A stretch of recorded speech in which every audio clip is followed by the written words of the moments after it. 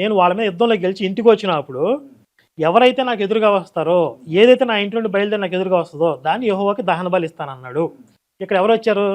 కూతురు ఎదురుగా వచ్చింది. ఇక్కడ నెక్స్ట్ లైన్ ఏం రాశారు? ఆమె గాక అతనికి మగ సంతానమే గాని ఆడ సంతానమే గాని లేదు. ఇక ఆమె తప్ప వేరే పిల్లలే లేరు. ఎందుకు రాశారు ఈ లైను? ఇప్పుడు ఆ పిల్లల్ని బలి ఇవ్వాలి కాబట్టి. అంతేనా? దాని అర్థం అదే కదా. ఇప్పుడు వేరే పిల్లలు ఉన్నారు అనుకుంటే పోనీ ఒక పిల్ల పోతే పోయిందిలే.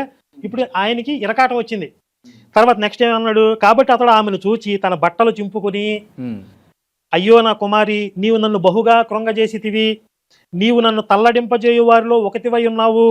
అంటే నన్ను ఏడిపించే నా ఏడుపుకు నువ్వు కారణమయ్యావు. ఇప్పుడు నేను యెహోవాకు మాట ఇచ్చి ఉన్నాను కనుక వెనక్కు తీయలేననగా. ఏ మాట ఇచ్చాడో పిల్లకి చెప్పేశాడు ఇక్కడ. కాకపోతే అంత డీటెయిల్గా రాయరు బైబిల్లో, కొంచెం కాంప్లికేటెడ్గా ఉంటుంది. నేను మీకు అర్థమయ్యేలా చెప్తున్నా. నేను యెహోవాకు మాట ఇచ్చి ఉన్నాను దహన బలిగా నా ఇంటిని కాబట్టి బట్టలు చించుకున్నాడు. ఇప్పుడు ఏం చేయాలి అర్థం కావట్లేదు, ఏడుస్తున్నాడు.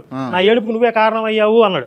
తర్వాత ఆ కూతురు ఏమంటుంది? ఆమె, నా తండ్రి యెహోవాకు మాట ఇచ్చి ఇంటివా, నీ నోటి నుండి బయలుదేరిన మాట చొప్పున నాకు చేయము. నువ్వు ఏదైతే మొక్కుబడి చేసుకున్నావో దాని ప్రకారం నాకు చేయము. యెహోవా నీ శత్రువులైన అమ్మోనీయుల మీద పగ తీర్చుకుని ఉన్నాడని అతనితో చెప్పాను. కాబట్టి నీ శత్రువులను ఆయన ఓడించడానికి నీకు శక్తి ఇచ్చాడు కదా, కాబట్టి నువ్వు చేసిన మొక్కుబడి ప్రకారం నాకు చేసాయి. మరియు ఆమె తర్వాత ఒక రిక్వెస్ట్ చేసింది. ఏంటి రిక్వెస్ట్ ఏంటి? మరియు ఆమె నా కొరకు చేయవలసింది ఏదనగా 2 నెలల వరకు నన్ను విడువము. నువ్వు దహన బలి చేస్తా అన్నావు కదా, వెంటనే చేయకుండా 2 నెలలు నాకు టైం ఇవ్వు.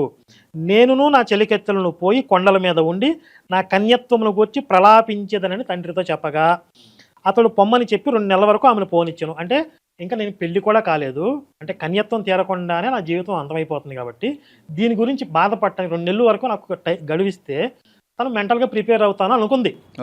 కాబట్టి కొండల్లోకి పోయి చెలికెత్తల స్నేహితురాలతో కలిసిపోయి 2 నెలలు అక్కడే ఉండిపోయింది.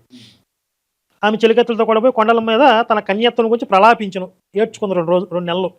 ఆ 2 నెలల అంతమున ఆమె తన తండ్రి యొద్దకు తిరిగి వచ్చింది.